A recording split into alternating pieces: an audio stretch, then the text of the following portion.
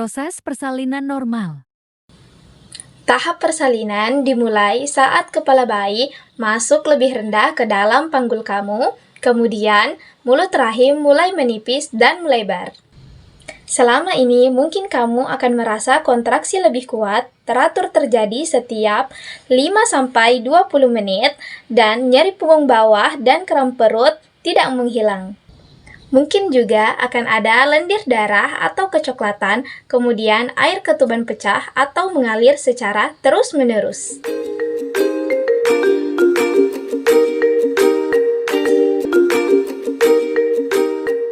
Jika kamu mengalami gejala-gejala ini, segera hubungi dokter atau bidan untuk mengetahui apakah kamu harus pergi ke tempat bersalin terdekat atau ke tempat bersalin yang sudah kamu rencanakan.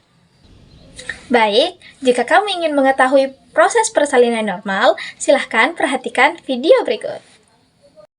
Pada fase persalinan yang biasanya berlangsung dari 20 menit hingga 2 jam, mulut rahimmu sepenuhnya melebar hingga 10 cm dan kepala bayimu bergerak melewati jalan lahir. Dokter atau bidan akan menginstruksikan kamu untuk mengedan selama kontraksi dan istirahat di antara jeda kontraksi. Dalam persalinan normal, kepala bayimu akan berputar menghadap ke belakang dan otot rahimmu akan terbagi menjadi dua bagian aktif untuk berkontraksi mendorong bayi semakin ke bawah, dan bagian pasif akan membuat agar elastis supaya bayimu bisa berputar menyesuaikan jalan lahir. Ketika bagian atas kepala bayi muncul, namun bayi sulit untuk keluar karena bagian atas jalan lahir yang sempit dan tidak elastis, akan dibantu dengan menggunting untuk memperbesar lubang vagina, dan kemudian dokter atau bidan akan memberikan instruksi tentang cara mengedan agar bayi keluar.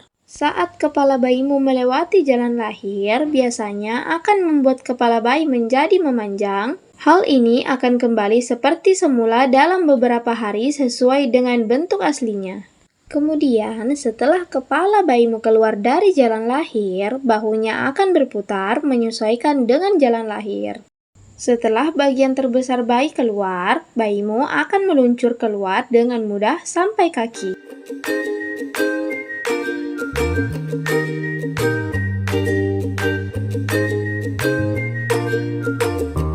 Kemudian, setelah bayi lahir, tali pusar akan dipotong.